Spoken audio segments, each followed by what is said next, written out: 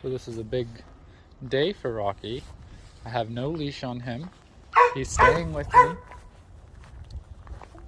He came in being very aggressive towards people. Didn't want anybody to be near him. Didn't want anything to do with me. And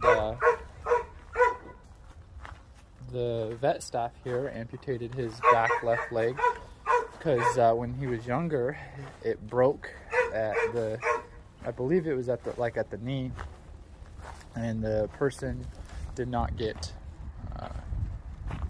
medical attention for him. So he's been in a lot of pain. So I think some of that aggression issue was due to that. So we're gonna walk him back in and put him in the kennel.